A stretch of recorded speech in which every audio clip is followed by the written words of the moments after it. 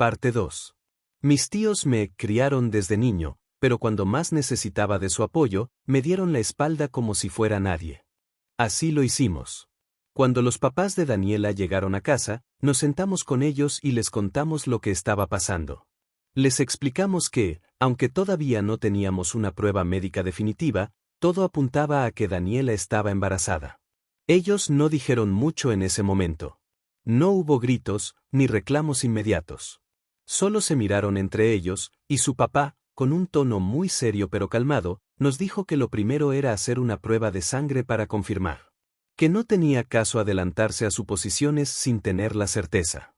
Acordamos eso. Lo demás se vería después. Esa noche, me retiré con la idea clara de que tenía que hacer lo mismo con Luis y Carmen. Nunca imaginé cómo terminaría la situación. Cuando llegué a casa, estaban todos cenando. Viéndolo como una oportunidad, aproveché para darles la noticia. A diferencia de cómo se lo conté a los papás de Daniela, esta vez lo hice de forma mucho más tranquila y relajada. No era un anuncio dramático ni un escándalo, solo sentía que tenían que saberlo. Pero Luis y Carmen no se lo tomaron nada bien. Carmen fue la primera en explotar. Me reclamó de inmediato, diciendo que ni se me ocurriera pensar que contaría con su apoyo para arreglar mis problemas. Luis, como siempre, la secundó, diciendo lo mismo, dejando claro que no pensaban hacerse cargo de mis decisiones. Intenté explicarles que no era nada de eso. Que no les pedía ayuda, ni dinero, ni nada. Solo sentía la necesidad de que supieran la noticia, sin más. Pero para ellos, eso fue irrelevante. Luis me cortó diciendo que fuera a mi cuarto, que más tarde hablaríamos. Obedecí, sin entender bien qué era lo que planeaban. Mientras esperaba en mi cuarto, Valeria vino a verme. Como siempre, fiel a su inocencia, me abrazó y me dijo que estaba feliz porque, según ella, iba a ser la mejor tía del mundo. Esa simple frase me rompió por dentro, pero también me hizo sonreír. Mientras hablaba con Valeria, Luis y Carmen entraron a la habitación. Le dijeron a Valeria que saliera, y cuando ella se fue, cerraron la puerta tras de sí. Luis fue directo. Me dijo que después de hablarlo, habían llegado a la conclusión de que, si yo estaba haciendo cosas de adulto, entonces como adulto debía irme de la casa. No supe qué decir. Intenté objetar, les pregunté qué se suponía que debía hacer, a dónde se suponía que iba a ir. Carmen fue tajante, ese ya no es nuestro problema. A partir de ahora, tú te las arreglas solo. Les pregunté cuánto tiempo me darían para buscar un lugar donde quedarme. Luis respondió que no habría ningún tiempo, que debía irme en ese mismo momento. Carmen añadió que se quedaría vigilando para asegurarse de que no me llevara nada que no fuera mío. No hubo discusión. Recogí mis pocas cosas entre lágrimas.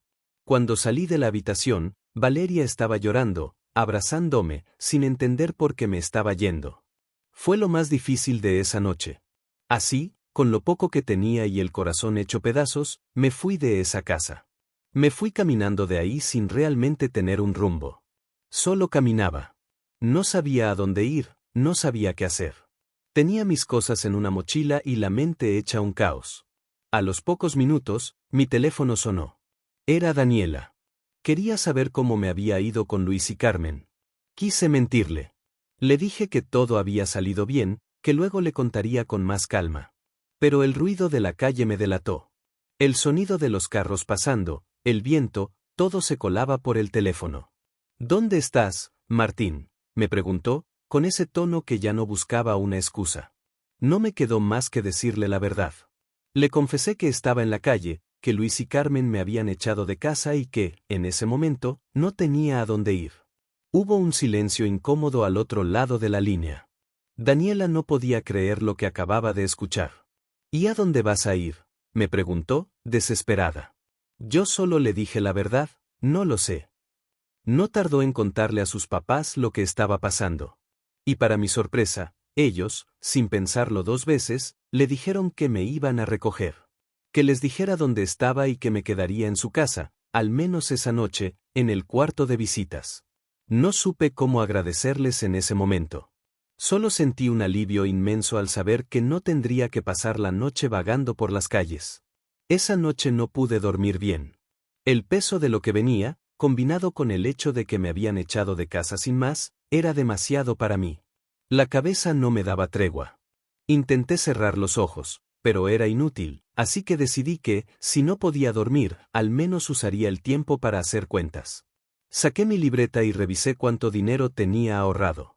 Era un buen monto, suficiente para cubrir aproximadamente 2 meses de renta en un lugar sencillo y todavía me quedaría un resto para los gastos médicos de Daniela. Sabía que buscaría trabajo lo más rápido posible, pero quería tener la tranquilidad de que, en caso de que tardara en encontrar algo, al menos esos 2 meses estarían cubiertos. Al día siguiente, fuimos al médico para hacer la prueba de sangre.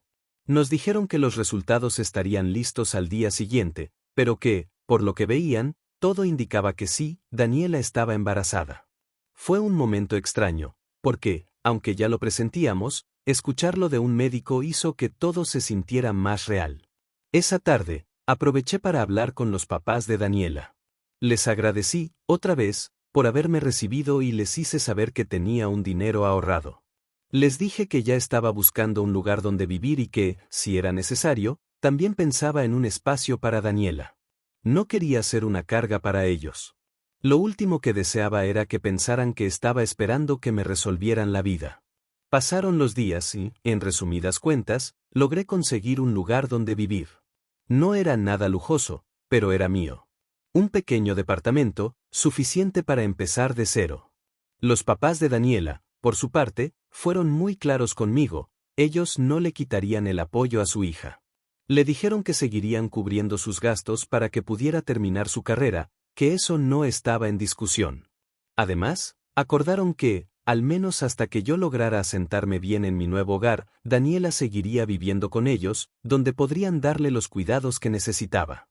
Por mi parte, mientras intentaba adaptarme a la nueva realidad, empecé a recibir llamadas de Luis y Carmen. Al principio eran mensajes pasivo-agresivos, preguntando por qué no me había presentado a trabajar. Luego fueron subiendo de tono, amenazándome con correrme del taller si no me presentaba. No respondí ni una sola de esas llamadas. La verdad es que no tenía el mínimo interés en volver a trabajar para ellos. Después de todo lo que había pasado, después de años de esfuerzo, sacrificios y malos tratos, nunca me sentí lo suficientemente valorado. Mucho menos bien recibido. Si algo tenía claro en ese momento, era que no pensaba seguir siendo parte de un lugar donde me hicieron sentir como si siempre fuera menos. No me costó mucho trabajo encontrar un nuevo lugar donde trabajar.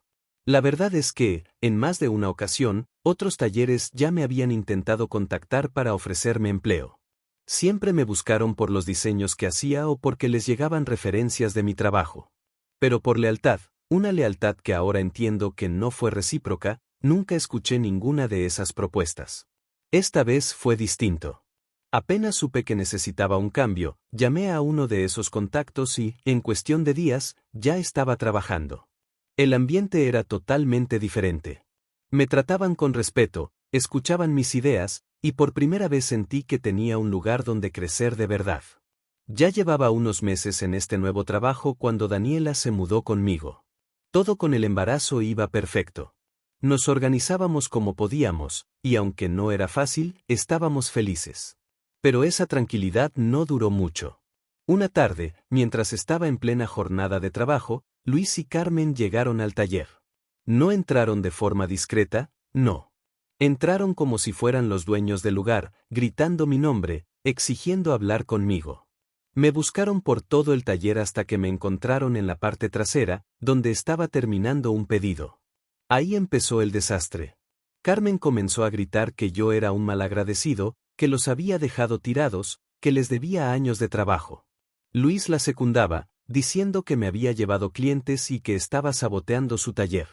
Intenté mantener la calma y explicar que eso no era cierto, pero ellos solo gritaban más fuerte. Mis compañeros y el dueño del taller intentaron intervenir, pidiéndoles que se calmaran, pero la situación se salió de control cuando Carmen, en su desesperación, empujó una pieza que estábamos trabajando y la rompió. Ese fue el punto de quiebre. El dueño, visiblemente molesto, llamó a la policía. Cuando llegaron los oficiales, Luis y Carmen seguían alterando el lugar.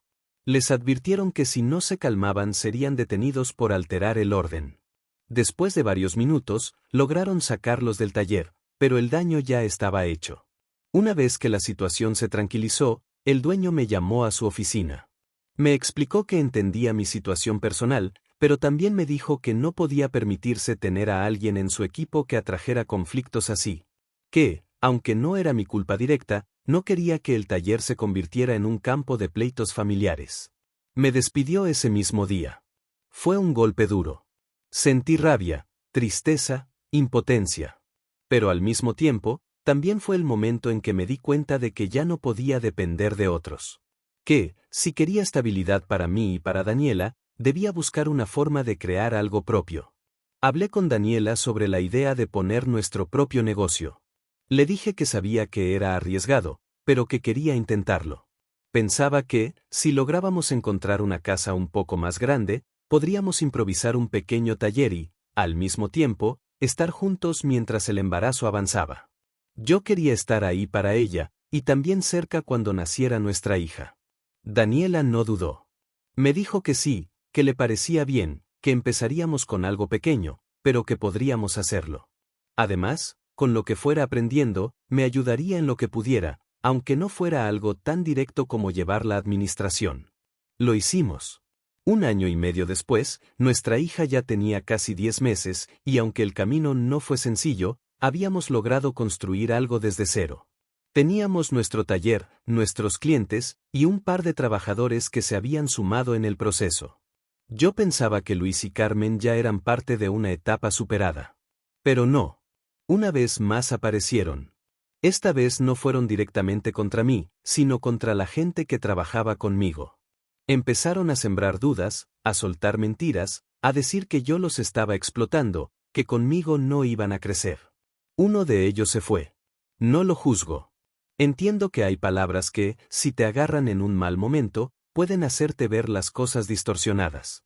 Luego intentaron frenarnos con algo más sucio. Mandaron a gente de inspección, supongo que con la esperanza de que estuviéramos trabajando sin permisos o que algo saliera mal. Pero no lograron mucho. Tal vez nos retrasaron unas horas, pero para ese momento ya habíamos hecho las cosas bien, teníamos todos los papeles en regla, las medidas de seguridad listas y cada cosa donde debía estar. Lo único que lograron fue confirmarme que no iban a dejar de intentarlo. Que, para ellos, yo seguía siendo una amenaza. Decidí hacer caso omiso de los intentos de Luis y Carmen por afectar nuestro negocio. Preferí enfocar mi energía en lo mío. Pasaron los años. Mi hija ya tenía unos 6 años y justo acabábamos de hacer la mudanza, por fin habíamos logrado separar el taller de la casa. Fue un alivio, sinceramente. Tener el trabajo en otro espacio me dio aire, claridad, y para mi sorpresa, también me permitió reencontrarme con Valeria. Ya no era una niña, claro, pero seguía siendo esa gran persona que recordaba. Nos volvimos a escribir por casualidad, como si la vida nos estuviera dando una segunda oportunidad. Y aunque no hablábamos todos los días, me alegraba saber de ella, sentir que estaba cerca otra vez. Pero como suele pasar, cuando una cosa mejora, otra se complica. En un momento crítico, nuestro proveedor más importante nos negó la materia prima sin previo aviso. Solo dijeron que no podían surtirnos más y que no sabían cuándo podrían volver a hacerlo. Intenté negociar, pedir alternativas, incluso me ofrecía pagar un poco más, pero fue inútil. Nos quedamos sin materiales y con varios pedidos ya calendarizados.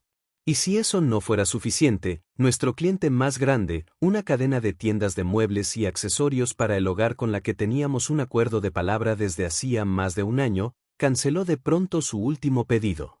Sin explicaciones claras. Solo un correo frío que decía que habían cambiado de estrategia y no continuarían trabajando con nosotros. Fue un golpe doble. Apenas nos estábamos estableciendo en el nuevo taller, invirtiendo en herramientas, publicidad, materiales, y de golpe perdimos tanto a nuestro proveedor clave como al cliente que sostenía la mayor parte del flujo. Había días que me sentía al borde de colapsar. No solo por el negocio, sino porque ya no era solo yo, tenía una hija que dependía de mí y no podía darme el lujo de fallar. No sabíamos muy bien cómo lidiar con todo. Había días en los que parecía que el enojo nos iba a consumir, y otros en los que solo quedaba el cansancio. Pero de la nada, una tarde cualquiera, Valeria vino a visitarnos.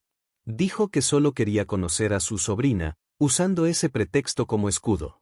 Para ella, siempre sería su hermano, y no necesitaba más excusas. Comimos juntos. Daniela intentó que la plática fuera ligera, y yo la seguí. Fue reconfortante verla ahí, con esa mezcla de nostalgia y cariño, como si por un momento nada de lo demás importara. Pero justo antes de irse, Valeria se quedó en silencio un momento, y luego dijo que tenía que confesar algo. Sus papás, Luis y Carmen, habían descubierto que compartíamos proveedor. Aprovechando que ellos eran clientes desde hacía muchos más años, lo amenazaron con dejar de comprarle si no dejaba de vendernos a nosotros. Y no solo eso, también se comprometieron a comprarle un poco más, ya que estaban por cerrar un trato con un nuevo cliente. Yo no sabía si reírme por la jugada sucia o enojarme más. Pero no dejé que eso se notara. Agradecí el gesto de Valeria con una sonrisa. Le dije que no se preocupara, que ella no debía cargar con las decisiones de sus padres ni sentirse en medio de algo que nunca buscó. No quería que ella se viera dañada en el fuego cruzado entre nosotros. Le prometí que estaríamos bien. Y logré que se fuera un poco más tranquila. Pero cuando la puerta se cerró y el silencio volvió a la casa, Daniela y yo ya lo teníamos claro. Nuestro proveedor había roto relación con nosotros por presión de Luis y Carmen. Y nuestro cliente también. Habíamos sido expulsados de esa red, arrastrados fuera por las decisiones de otros. Fue Daniela quien tomó el impulso cuando más lo necesitábamos. Me miró una noche, después de haber dejado a nuestra hija dormida, y me dijo que lo del proveedor no sería problema. Que con la cantidad de material que necesitábamos, pocos se negarían a vendernos. Que el verdadero desafío era el cliente, pero que tampoco le asustaba. Que, si era necesario, ella misma saldría a tocar puertas hasta conseguir otro igual o mejor. Y tenía razón. Como siempre. Eso me devolvió la calma. Me llenó de ganas de volver a empezar, de buscar nuevas formas, de no rendirme. Y lo hicimos. Pasaron los meses, y cuando menos lo esperábamos, fuimos nosotros quienes recibimos los mensajes. Primero fue el proveedor, luego el cliente. Resultó que el negocio de Luis y Carmen no había podido cumplir con los acuerdos que ellos mismos forzaron. Prometieron más de lo que podían, al final, ni siquiera lo básico lograron mantener. Daniela y yo aceptamos recibirlos. Nos sentamos a hablar, pero esta vez hicimos las cosas diferentes. Sin rodeos, sin miedo. Logramos acuerdos con ambos, y firmamos contratos. Por escrito, con cláusulas claras. Nada de acuerdos de palabra. Nos aseguramos de que, si alguien intentaba jugarnos sucio otra vez, no podrían simplemente lavarse las manos. Y ya con eso en orden, fui a cerrar el último capítulo pendiente. Fui a ver a Luis y Carmen. No sabía exactamente qué esperaba, pero sí sabía qué quería decirles. Les hice saber que teníamos pruebas, aunque no era verdad, de todo lo que habían hecho para perjudicarnos, llamadas, amenazas, las trampas con el proveedor y el cliente. Y les dije que, aunque no pensábamos tomar acciones, no queríamos volver a cruzar esa línea. Que, si lo volvían a intentar, esta vez no dudaríamos en defender lo nuestro. Los vi cambiar de color. Por primera vez, los vi sin fuerza. Se disculparon. Dijeron que no volvería a pasar. Y yo solo asentí. No porque los perdonara del todo, sino porque entendí que ya no tenían poder sobre mí. Ya no podían hacerme temblar. Salí de ahí más liviano. Hoy, años después, sigo pensando que no hay nada más poderoso que tener un hogar propio. No hablo de paredes o techos, hablo de esa red de cariño que uno forma cuando se deja acompañar por las personas correctas. Y aunque muchas veces la vida me enseñó a golpes, también me dio razones de sobra para sonreír. Daniela, nuestra hija, y este taller que nació de cero, son mi historia. Y la volvería a vivir, exactamente igual.